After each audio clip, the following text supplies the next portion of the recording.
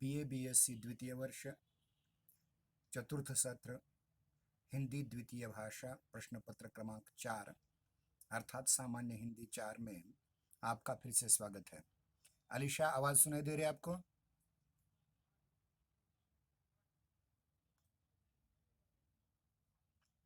Hello, आपने आपको unmute करके जवाब दीजिए। अलीशा जी, हेलो, मेरी आवाज सुनाई दे रही है?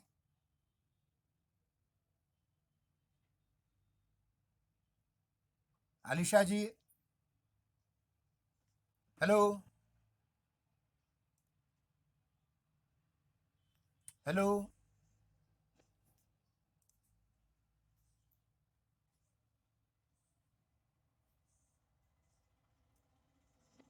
क्या मेरी आवाज सुनाई दे रही है?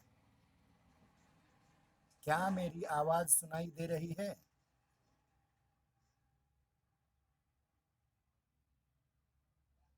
ठीक है।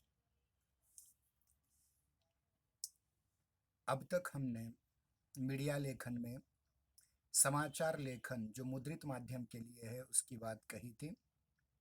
आज हम आरंभ करने वाले हैं रेडियो वार्ता लेखन एवं प्रस्तुति, और उसके उपरांत अगली तासिका में हम देखेंगे कि किस प्रकार से फीचर लेखन किया जाता है।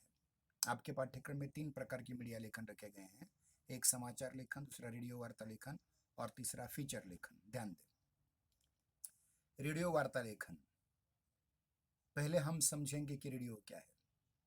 रेडियो एक श्रव्य संचार माध्यम है। श्रव्य मतलब जो सुनाई देता है। समाचार, संगीत और उच्चरित शब्द स्पोकन वर्ड रेडियो कार्यक्रम संरचना के 3 स्तंभ हैं। वार्ता उसके तीसरे स्तंभ की विधा है। ध्यान रहे, समाचार, संगीत और उच्चरित शब्द रेडियो संरचना के 3 स्तंभ हैं, और वार्ता उसके तीसरे स्तंभ की विधा है, मतलब उच्चरित शब्द की। रेडियो से प्रसारित ज्ञानवर्धक बातचीत को रेडियो वार्ता अर्थात रेडियो टॉक कहा जाता है। यद्यपि वार्ता शब्द यह संस्कृत का है जिसका अर्थ समाचार है। हिंदी में यह शब्द बातचीत, बोलना या संवाद में के अर्थ में प्रचलित होती है। रेडियो कार्यक्रमों के विशेष संदर्भों में वार्ता उस विधा को कहते हैं जहां किसी विषय पर अनौपचारिक शैली में श्रोताओं से बातचीत की जाती है। लेख और भाषण का मिला जुला रूप होने पर भी वह न तो कथनात्मक लेखन है और न ही भाषण। डॉक्टर राम प्रकाश एवं सुधींद्र कुमार ने इसके उद्देश्य और स्वरूप को देखते हुए उसकी परिभाषा में उसे बांधने का प्रयास किया है। ध्यान रहे, समाचार लेखन हमने सीखा था, लेकिन वो मुद्रित माध्यम के लिए था। अब जो हम वार्ता लेखन सीख रहे हैं वो समाचार नहीं है। वो क्या है? समाचार संगीत के बाद उच्चरित शब्द, यानी ऐसे रेडियो का ऐसा कार्यक्रम जिसमें बातचीत, बोलना या संवाद होता है, उसको वार्ता कहा जाता है। अब समझिए, मैंने 2 वर्ष पहले अटल बिहारी वाजपेयी जी पर रेडियो पर टॉक दिया था, तो उसे रेडियो वार्ता कहा जाता है। मैंने समाचार कोई नहीं दिया था, अटल बिहारी वाजपेयी जी के जीवन पर एक व्याख्यान दिया था, वह रेडियो वार्ता के रूप में प्रसारित हुआ। या अभी थोड़ी देर बाद संत कबीर पर मैंने आपके ग्रुप में भी डाला था कि संत कबीर पर एक पुणे के एक FM बैंड के रेडियो स्टेशन ने मेरी मुलाकात ली थी। वो भी एक प्रकार से रेडियो वार्ता बन जाती है जिसमें बातचीत हो, वो समाचार नहीं है। अब देखिए कि रेडियो वार्ता की परिभाषा करते हुए डॉक्टर राम प्रकाश और सुधींद्र मिश्र कहते हैं, विभिन्न सामाजिक अथवा स्थानीय महत्व के विषयों पर तैयार किया गया संक्षिप्त, सारगर्भित और जानकारीपूर्ण लेख जो एक निश्चित 10, 15 या 20 मिनट की अवधि में आकाशवाणी से प्रसारित किया जाता है। इसमें वार्ताकार अर्थात लेखक विषय विशेष का जानकार व्यक्ति, मानो श्रोताओं को प्रत्यक्ष संबोधित करता हुआ संलाप या वार्तालाप शैली में अपना कथ्य प्रस्तुत करता है, उसे रेडियो वार्ता कहते हैं। मैं फिर से इस परिभाषा को आपके सम्मुख पुनरावृत करूंगा।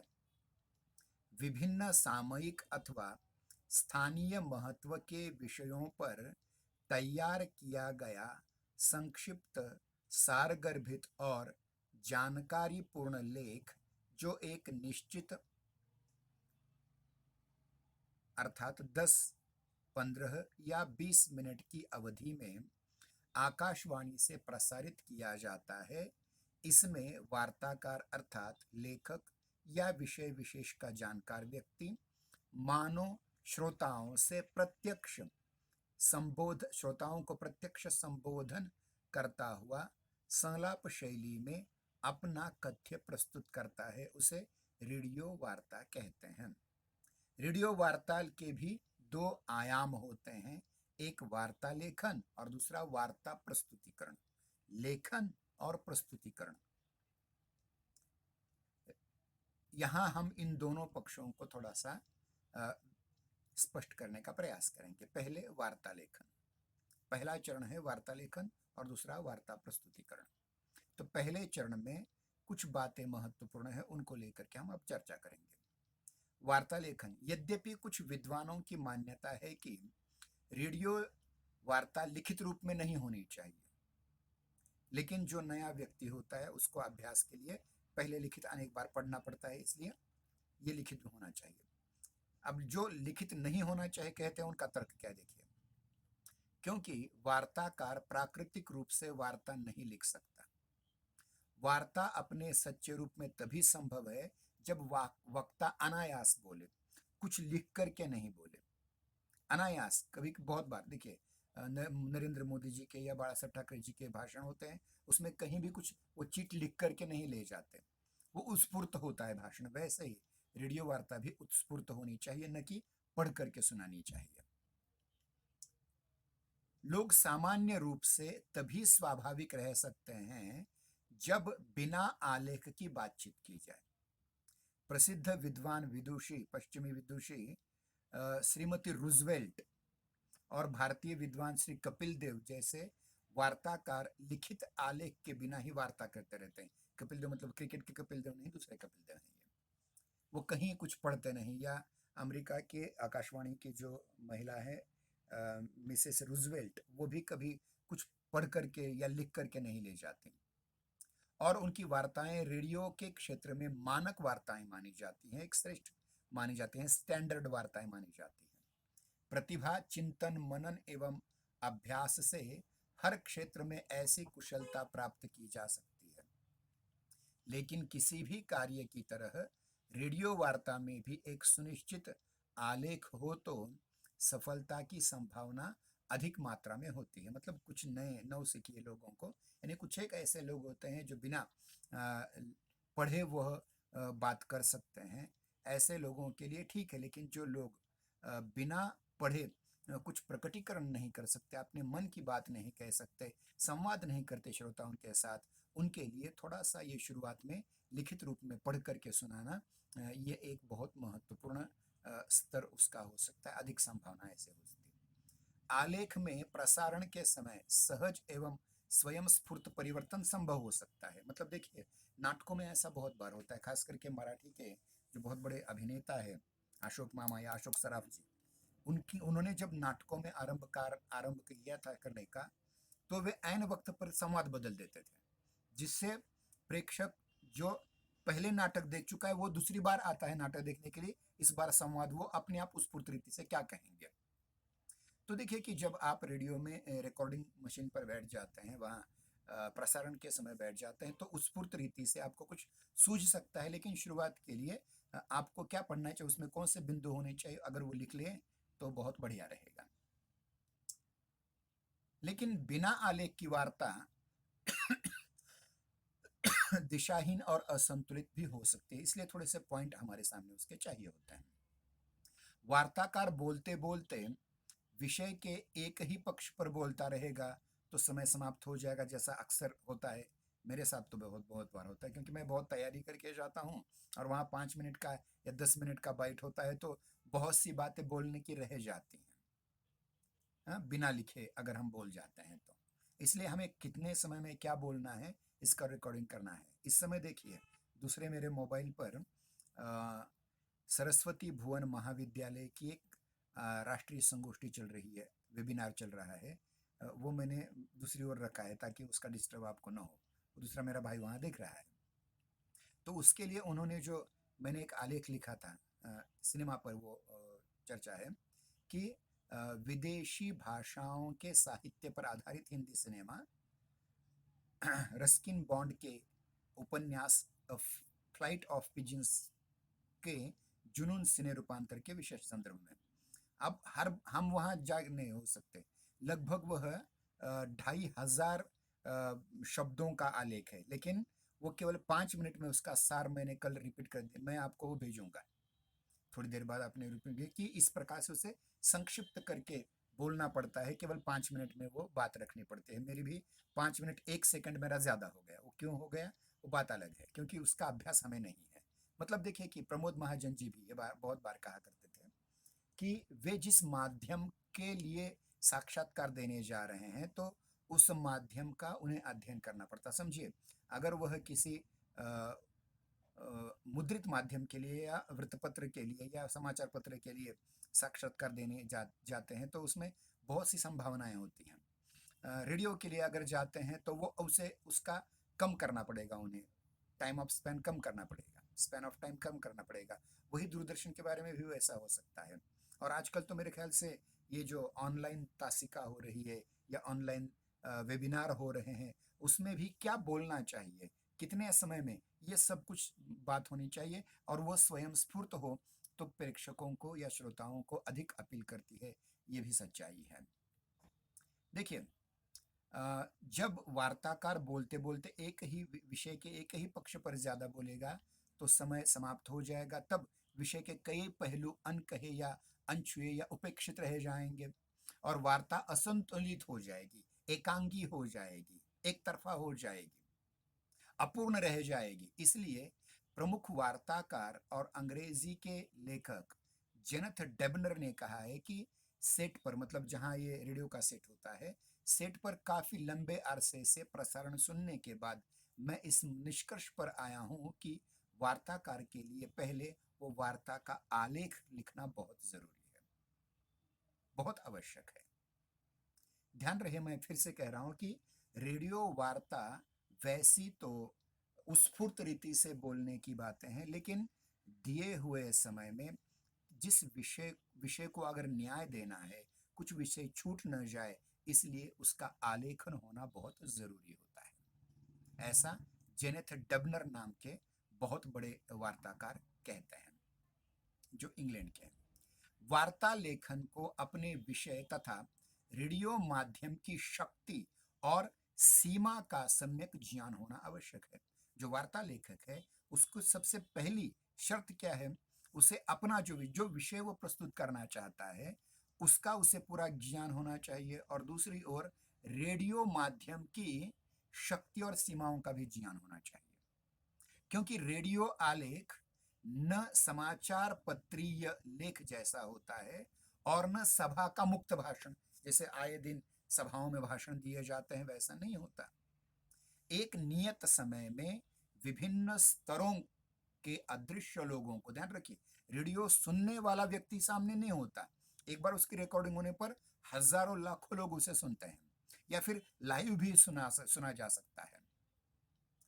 क्या करना चाहिए कि एक नियत समय में विभिन्न स्तरों के, छोटे बच्चे भी हो सकते हैं, युवा युवा भी हो सकते हैं, प्रौढ़ भी हो सकते हैं, बूढ़े भी हो सकते हैं, स्त्री भी हो सकते हैं, पुरुष भी हो सकते हैं, समाज के अन्य स्तर, मजदूर भी हो सकते हैं, नेता भी हो सकते हैं, सामान्य सामान्य व्यक्ति और बड़े से बड़ा व्यक्ति भी रेडियो सुन सकता है। तो ये सारे जो अदृश्य लोग हैं, उन तक रोचक शैली में, कौतूहल उनका बढ़ाए ऐसी शैली में, उनको जो अच्छी लगी ऐसी सरस शैली में अपने विषय को पहुंचाना होता है। रेडियो वार्ता के आदर्श आलेख में कौन कौन सी विशेषताएं होनी चाहिए, अगर आप एक सचमुच रेडियो वार्ता लेखन करना चाहते हैं, समझिए थोड़ी देर के लिए, तो उसमें कौन सी महत्वपूर्ण चीजें होनी चाहिए वो भी महत्वपूर्ण बात आपके सामने आती है। उसमें देखिए लगभग 6 बातें उसमें अत्यंत महत्वपूर्ण है। पहली बात है विषय का चयन। आप जिस विषय पर बोलना चाहते हैं रेडियो वार्ता में, तो उसके विषय को पहले ठीक ढंग से समझना चाहिए। फिर दूसरी चीज़ है, दूसरी विशेषता उसमें है कि जिज्ञासा जिज्ञासा और कौतूहलवर्धक वार्तारंभ। अगर आप वार्ता शुरू करते हैं, तो ऐसा होना चाहिए कि लोगों की जिज्ञासा बढ़े। जैसे देखिए मेरे ख्याल से मुन्ना भाई लगे रहो मुन्ना भाई में एक विद्या बालन जी का एक बार-बार आता था, गुड मॉर्निंग मुंबई, इस प्रकार से वो चिल्ला कर कहती थी। तो अचानक वो, अब उतनी अच्छी आवाज़ उतनी अपनी नहीं है, उतना अच्छा एक्सप्रेशन भी हमारा नहीं होगा, क्योंकि अभिनेता लोग एक अलग मेहनत लेते हैं, हम अध्यापक हैं केवल। तो देखिए कि ये जो बात होती है कि शुरुआत में ही आरंभ ही ऐसा हो कि जो कौतूहल वर्धन करे या फिर आपकी जिज्ञासा का वर्धन करे। फिर उसके उपरांत सहज और सम्यक विषय विस्तार, उसका जो वार्ता आप करना चाहते हैं उसका सहज विस्तार करें, सम्यक प्रकार से विषय विस्तार करते रहें। फिर उसके बाद उसमें अनौपचारिकता ज्यादा होनी चाहिए, लेखन की तरह औपचारिकता नहीं होनी चाहिए, अनौपचारिकता। इसके पहले हमने बताया था आपको, शायद जो लेखन के अलग अलग प्रकार हैं, उसमें बताया था कि अनौपचारिक लेखन होना चाहिए, लेकिन रेडियो वार्ता यह अनौपचारिक होनी चाहिए, औपचारिक नहीं होनी चाहिए, अनौपचारिक होनी चाहिए। लेखन औपचारिक होता है, लेकिन रेडियो वार्ता अनौपचारिक होती है। प्रवाहमयी और सुबोध भाषा शैली होनी चाहिए कि सामान्य से सामान्य नागरिक भी उसे समझ लें। और सबसे महत्वपूर्ण चीज़ है संक्षिप्तता, कम से कम शब्दों में अपनी बात रखें। तो एक एक करके हम इन छहों विशेषताओं को आपके सम्मुख प्रस्तुत करने का प्रयास करेंगे। पहला है विषय चयन। क्या है इस विषय चयन में, ध्यान रखिए, रेडियो वार्ता का जो श्रोता वर्ग होता है वो विभिन्न सामाजिक तथा सांस्कृतिक वर्गों के प्रतिनिधि लोग उसमें होते हैं। मतलब रेडियो वार्ता जो सुनने वाला व्यक्ति होता है वह पढ़ा लिखा ही हो, एमए पीएचडी हो, ऐसा नहीं, अनपढ़ भी हो सकता है, अनपढ़ मजदूर भी हो सकता है, और सबसे बड़ा यानी पीएचडी डिलीट हुआ है वाला व्यक्ति भी हो सकता है। और उसके आयु के स्तर भी विभिन्न होते हैं, विभिन्न आयु, विभिन्न समझ, प्रत्येक व्यक्ति की अपने अपने अपने स्तर की समझ अलग होती है। और विभिन्न अभिरुचि के लोग उसमें प्रतिनिधि के रूप में, श्रोताओं के प्रतिनिधि के रूप में आ सकते हैं। सारे के सारे लोग एक ही समय रेडियो सुन नहीं सकते। तो समाज के अलग अलग स्तर के अलग अलग समूहों का प्रतिनिधित्व करने वाले श्रोता आपके सम्मुख होते हैं। वो आयु में अलग हो सकते हैं, समझ में अलग हो सकते हैं, सामाजिक अभिरुचि में अलग होते हैं, विषय की अभिरुचि में अलग लोग हो सकते हैं, वगैरह वगैरह। अतः वार्ता लेखन का चयन करते समय सबसे पहले आपके सम्मुख रहना चाहिए कि श्रोतृ वर्ग हमारा कौन सा है, उनकी रुचियां क्या हैं, उनकी आवश्यकताओं को ध्यान में रख करके ही वार्ता लेखन करना अत्यंत आवश्यक होता है। उसके उपरांत किसी एक विषय में सबकी रुचि हो ऐसा संभव नहीं है, ध्यान रहे। किसी एक ही विषय में सारे लोग रुचि लें ऐसा संभव नहीं हो सकता, लेकिन अधिकांश लोग उस विषय के संबंध में जानकारी पाने के लिए उत्सुक होते हैं। समझिए, मुझे संगीत में कोई दिलचस्पी नहीं है, मुझे पता नहीं है कि राग मारवा क्या है, राग केदार क्या है, राग जय जयवंती क्या है, भूपाली राग क्या है, ये सब मुझे पता नहीं। लेकिन जानने की इच्छा थोड़ी होती है कि भाई अगर जगजीत सिंह गजल गा रहे हैं तो इसका रकीफ क्या होगा, इसका मतला क्या होगा, इसका मतला क्या होगा, इसका मिसरा क्या होगा, दो चार शेरों को मिलकर के बनने वाला अशियार कैसा होगा। ये बात बहुत महत्वपूर्ण है, जानने की इच्छा होती है। हमें पता है कि हमें फिल्म इंडस्ट्री या किसी अन्य महत्वपूर्ण इंडस्ट्री का आकर्षण होता है, लेकिन उसकी तांत्रिक चीजें हमें पता नहीं होती, लेकिन आकर्षण जरूर होता है। और इसी आकर्षण का, इस कौतूहलवर्धन का उपयोग किसी भी रेडियो वार्ताकार ने कर लेना अत्यंत आवश्यक होता है। और ध्यान रखिए कि अधिकांश लोग जिस विषय की जानकारी पाने के लिए उत्सुक होते हैं, ऐसा ही विषय वार्ता के लिए अधिक प्रयुक्त हो सकता है। जैसे देखिए एक विषय, भारत भारत की क्रिकेट टीम जो है अभी के विराट कोहली के नेतृत्व वाली, वह विश्व कप चैंपियन क्यों नहीं बन पाई, टेस्ट की, न्यूजीलैंड क्यों बना, इस पर बहुत सारी वार्ताएं की जा सकती हैं। इसका ये गलत हुआ, उसका ये गलत हुआ, उसका ये गलत हुआ, उसका ये गलत हुआ, बुमराह ने ठीक ढंग से बॉल नहीं डाली, या फिर रहाणे ने 50 पूरा करने के लिए फालतू ढंग का स्ट्रोक खेला। ये इस पर बातें सब हो सकती हैं। हम स्वयं क्रिकेटर नहीं हैं, हम विशेषज्ञ नहीं हैं, लेकिन भारत हारा, ये मन में जो कचोट बैठती है, किस कारण हारा, फिर उस पर हम विचार कर सकते हैं। तो ये ज्यादा ऐसे बातें इस प्रकार की होती हैं। फिर विशिष्ट स्थान, विशिष्ट त्योहार, विशिष्ट गतिविधियां आदि के परिप्रेक्ष्य में किया गया विषय चयन वार्ता की सफलता में सहायक होता है। होली के दिन दिवाली की वार्ता हास्यास्पद होगी, दिवाली के दिन होली की वार्ता हास्यास्पद होगी, मतलब उसका औचित्य चाहिए। समझिए, 2-3 दिन पहले हमने राजर्षि छत्रपति शाहू महाराज की जयंती और उसके पहले संत कबीर की जयंती को मनाया, लेकिन मनाते समय गलती से समझे, कबीर जयंती की जगह राजर्षि शाहू महाराज की जयंती और राजर्षि शाहू महाराज की जगह कबीर का कार्यक्रम हमने प्रसारित किया। कौन सुनेगा? तत्कालीनता और औचित्य उसका आपकी समझ में आना चाहिए किसी किसी भी अच्छे वार्ताहर को, वार्ता लेखक को।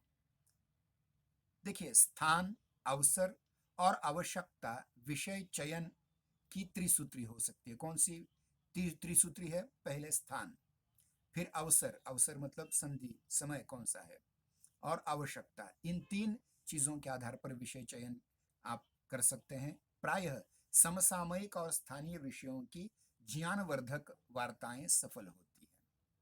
कौन कौन सी? देखिए, समसामयिक और स्थानीय। अब उस्मानाबाद जैसा शहर है, उस्मानाबाद जैसे शहर में अगर आप राजस्थान के माउंट आबू पर बने हुए मंदिर की बात कर रहे हैं, कौन सुनेगा उस्मानाबाद का आदमी? अगर यही आप हथला देवी की बात करेंगे, यही आप अगर यहाँ के दरगाह की बात करेंगे तो लोग ज्यादा सुनेंगे। और फिर साथ ही साथ एक बात और, समसामयिक, इस समय क्या घट रहा है। अब समझिए, नांदेड़ की कल की वार्ता मैं बताता हूँ। नांदेड़ के हमारे नांदेड़ में रहने वाले हमारे बहनों ने एक बात कह दी कि नांदेड़ में आज एक भी नया कोरोना पॉजिटिव नहीं पाया गया, एक की भी मृत्यु नहीं हुई और नया भी कोई आदमी ऐड नहीं हुआ है, जो है उन पर उपचार अच्छी तरह से चल रहा है। तो एक सुवार्ता है, अच्छी वार्ता है, ये अच्छा समाचार है, लेकिन वो नांदेड़ के लिए है, उस्मानाबाद के लिए नहीं हो सकता। उस्मानाबाद में 2-4 बड़े होंगे, ये पूरी तरह से खत्म हो जाएंगे तो हमारे लिए वो सुवार्ता हो सकती है। मतलब समसामयिक और स्थानिक मुद्दे बहुत महत्वपूर्ण होते हैं विषय चयन के लिए। अब हम उर्वरित जो 10 मिनट हमारे हैं, उसमें हम और भी अधिक विशेषताएं लेने का प्रयास करेंगे। तो पहली विशेषता हमने आपके सम्मुख रखी, विषय चयन किस प्रकार करना चाहिए, क्यों करना चाहिए, वगैरह वगैरह। और फिर दूसरी चीज है इसमें पाठकों की या श्रोताओं की, यहाँ श्रोताओं की जिज्ञासा और कौतूहल वर्धक वार्ता आरंभ करना चाहिए। मतलब हम बैठे, देखिए, हम बहुत बार ऐसा कह सकते हैं कि छात्र जो एजुकेशन या फिर वक्तृत्व स्पर्धा में आते हैं तो पहले ही भाषण की शुरुआत ऐसे करो कि लोगों पर प्रभाव डाल दे। ऐसा अगर रेडियो वार्ता में भी होगा, कौतूहल बढ़ाने वाला, जिज्ञासा बढ़ाने वाला, जानने की इच्छा बढ़ाने वाला, अगर आप कोई शेर कह देते हो, कोई सुविचार कह देते हो, कोई घटनाक्रम उस प्रकार लगा देते हो कि जिससे श्रोता उस आपके रेडियो सेट से चिपके रहें, उसके लिए आपको इस प्रकार के वार्ता आरंभ करना पड़ेगा, थोड़ा सा प्रभावशाली हो और कौतूहल बढ़ाने वाला हो। आगे क्या होगा, इसकी इच्छा, जानने की इच्छा श्रोताओं के मन में हमेशा बैठी रहे। तो वार्ता का आरंभ रोचक, जिज्ञासावर्धक जिज्ञासावर्धक एवं कौतूहलवर्धक होना चाहिए। यहीं पर वार्ता लेखक की कल्पनाशीलता और मौलिकता की परीक्षा होती है।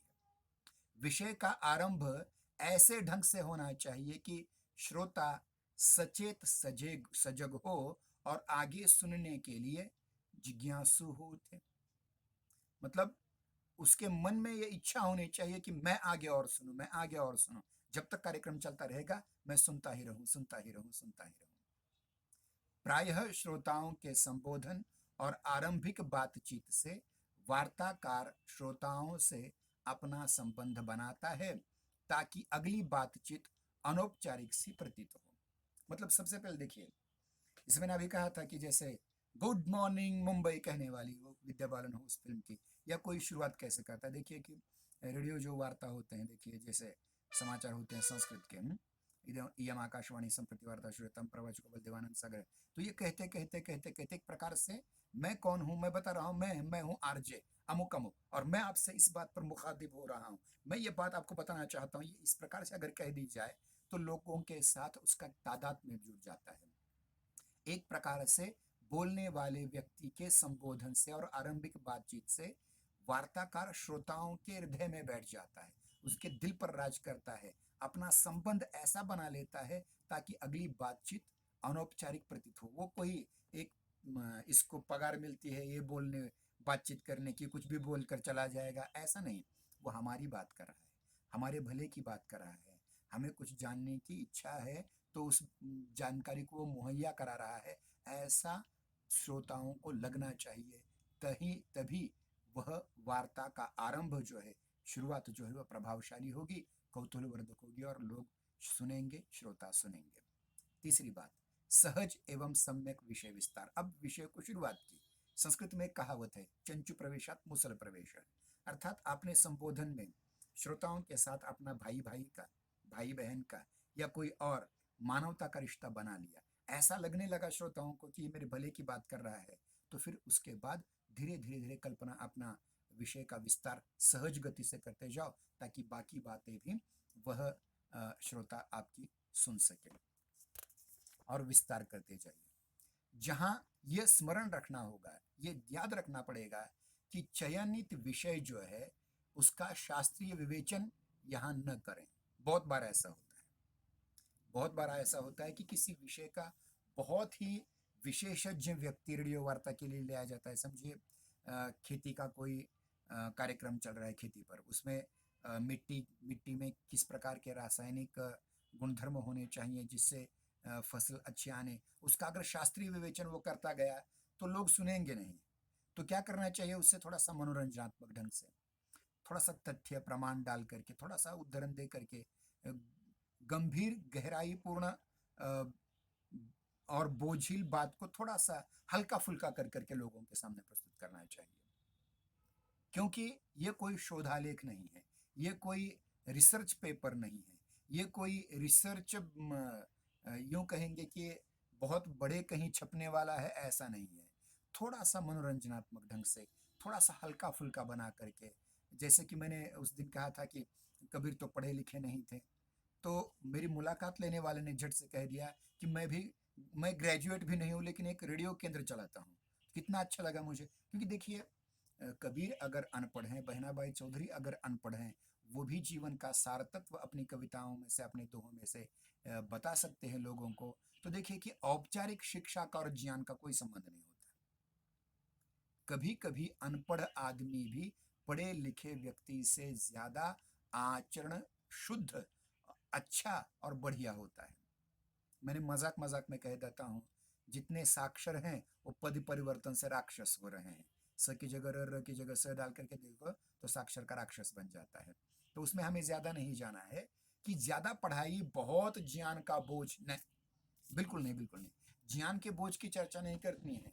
बीच बीच में मनोविनोद करते करते मनोरंजनात्मक रीति से जो आपकी बात आपको समझाएगा उसकी वार्ता उतनी अपील करने वाली होगी। इसलिए यह जरूरी है कि विद्वान व्यक्ति उसमें विशेषज्ञ जरूर हो, लेकिन उसकी शैली ऐसी होनी चाहिए कि सामान्य लोगों के समझ में भी वो बात आ सके। रेडियो वार्ताकार का जो विषय होता है वो अपने अपने विषय में तज्ञ होना चाहिए, आवश्यक है, परंतु उसकी अध्यापकीय व्याख्याता होने की आवश्यकता नहीं, उसे प्रोफेसर बनने की आवश्यकता नहीं है, बहुत बड़ा प्राध्यापक बन जाए उसकी आवश्यकता नहीं। पांडित्य प्रदर्शन उसे नहीं करना है, मुझे बहुत कुछ आता है। अब समझिए मैं वेदों का ज्ञाता हूँ, मुझे उपनिषद सब आते हैं और मैंने संस्कृत में बातें करना शुरू कर दी, यथे मामवाचम कल्याणे मावदन, किसकी समझ में आने वाला है। इसलिए अपने पांडित्य प्रदर्शन की जगह आपको क्या करना है कि ये पांडित्य प्रदर्शन दोष है, इसकी जगह सुनने वाले व्यक्ति की बौद्धिक स्तर तक उतर करके मनोरंजनात्मक दृष्टि से, हंसी हंसी मजाक मजाक में धीरे धीरे अपने विषय को लोगों को समझाने की बात होनी चाहिए। उसमें वार्ताकार और श्रोता के सहज संप्रेषण में यह पांडित्य प्रदर्शन बाधा हो सकता है। वार्ता में ज्ञानवर्धकता अवश्य होनी चाहिए, लेकिन यह ज्ञान अनुभूति का हिस्सा आना चाहिए, न कि सिर्फ पुस्तकों का है। कबीर ने तो कहा था ना, पोथी पढ़ी पढ़ी जग मुआ, पंडित भया न कोई। अरे पोथी पढ़ने से कोई पंडित नहीं होता। पंडित सच्चा वो होता है जिसमें अनुभूति का ज्ञान हो, स्वयं के अनुभव हो। पुस्तक में लिखी हुई बात तो कोई भी पढ़ सकता है ना, अपनी अनुभूति होनी चाहिए उसमें। एक अलग प्रसंग में यह भी कहा जा सकता है कि ध्यान रखिए, हमारे हिंदी के बहुत बड़े एक राष्ट्र कवि हैं रामधारी सिंह दिनकर जी। वे कहते हैं, पंडिताई भी एक बोझ है। पांडित्य एक बोझ है, जितना भारी होता है उतनी तेजी से नदी में डुबोता है। जब वह जीवन का अंग बन जाती है तो वह सहज बनती है। ध्यान रखिए, कोई भी बात जो पुस्तकों में लिखी होती है उसको उसी भाषा में लोगों के सामने रखना, ये पांडित्य है, इसकी कोई जरूरत नहीं। हाँ, वह देखिए, उदाहरण के रूप में हिंदू धर्म में सत्यम वद एक वाक्य है, एक वाक्य है सत्यम वद, सच बोलो। अब सच बोलो, सत्यम वद, इसका जाप करने की आवश्यकता नहीं है आपको। आप अपने जीवन में सच बोलने का गुण उतारेंगे तो लोग आप पर विश्वास रखेंगे। अगर आप झूठ बोलते हैं तो आप पर विश्वास नहीं रखेंगे। मतलब आपका ज्ञान जो है, आपकी बुद्धि जो है, आपने जो पढ़ा हुआ जो कुछ है, वो सारी जानकारी है। आपको जानकारी बहुत है उसमें कोई, लेकिन वो आपके अनुभव से प्रकट होना चाहिए, आपके आचरण से प्रकट होना चाहिए, आपके बोलने से प्रकट होना चाहिए, आपके प्रत्येक जो आप जीवन में जितने कुछ भी कार्य करते हैं उसमें से आपका पांडित्य प्रकट होना चाहिए, न कि आप कह दें कि मैं बहुत बड़ा पंडित हूँ, मैं बहुत बड़ा पंडित हूँ। इससे काम नहीं चलेगा। तो पंडिताई भी एक बोझ है, जितने भारी होता है उतना ही तेजी से डुबाती है। जब वह जीवन का अंग बन जाती है तो सहज बन जाती है। तो जीवन का अंग बन करके, अनुभव का अंग बन करके, अनुभूत सत्य को प्रकट करने वाला अंग बन करके अगर कोई बात उपस्थित हो जाती है तो उसको स्वीकार करने में कोई हर्ज नहीं है। कल की तासिका में हम अनौपचारिकता, प्रवाहमयी सुबोध भाषा, शैली, संक्षिप्तता, इन बातों को लेकर के शुरू करेंगे। और परसों की तासिका में शायद, अब देखिए परसों के हम नहीं कहेंगे, कि अगले सोमवार या मंगलवार की तासिका में हम रेडियो वार्ता लेखन, वार्ता प्रस्तुतिकरण ये पूरा कर देंगे। जो नहीं आए वो ये वीडियो अवश्य देखें। अगले सोमवार तक के लिए, कल की तासिका के बाद, कल तक हम आपसे विदा चाहते हैं। जय हिंद, जय नागरी, धन्यवाद।